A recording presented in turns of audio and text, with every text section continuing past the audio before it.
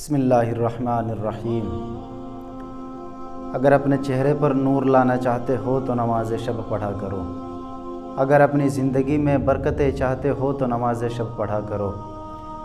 اگر اپنے مال میں برکتیں چاہتے ہو تو نماز شب پڑھا کرو۔ اگر اپنے گناہوں کو بخشوانا چاہتے ہو تو نماز شب پڑھا کرو۔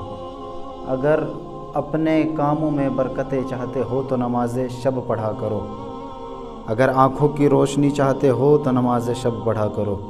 اگر قرض سے نجات چاہتے ہو تو نماز شب پڑھا کرو۔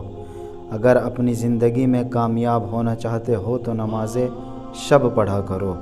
اس لیے کہ استاذ العرفاء سید قاضی رحمۃ اللہ علیہ کی وصیتوں میں سے ایک وصیت یہ بھی ملتی ہے کہ نماز شب مومن شخص کبھی چھوڑ ہی نہیں سکتا۔ اس لیے کہ تعجب کی بات ہے کوئی شخص ترقی اور کامیابی چاہتا ہو اور وہ نماز شب نہ پڑھے، اور اس کائنات میں کوئی ایسا انسان نہیں ہے کہ جو نماز شب کے علاوہ کسی اور وسیلے سے عظیم مقام تک پہنچا ہو۔ اور رسول اکرم صلی اللہ علیہ وآلہ وسلم نے بھی اپنی وصیت میں مولا امیر علیہ الصلوۃ والسلام سے فرمایا، یا علی علیک بصلاۃ اللیل، علیک بصلاۃ اللیل، علیک بصلاۃ اللیل۔ رسول نے مولا امیر سے 3 مرتبہ تکرار کے ساتھ فرمایا، علی نماز شب کو ترک نہ کرنا، نماز شب کو ترک نہ کرنا، نماز شب کو ترک نہ کرنا۔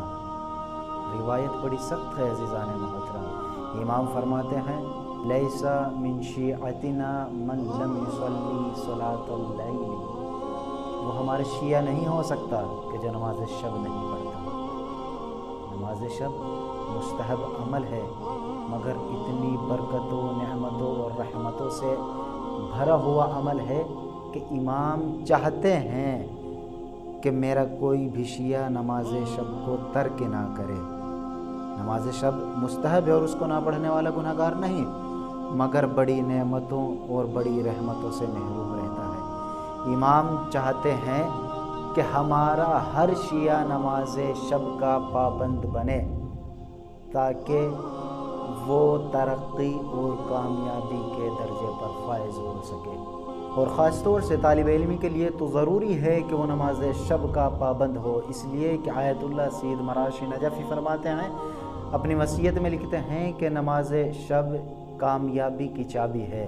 آیت اللہ مراشی نجفی آخر میں فرماتے ہیں کہ نماز شب کی فضیلت لکھنے سے قلم عاجز ہیں، اور نماز شب کی فضیلت کے لیے صرف یہ جملہ کافی ہے کہ نماز شب رسول اکرم صلی اللہ علیہ وآلہ وسلم پر واجب تھی۔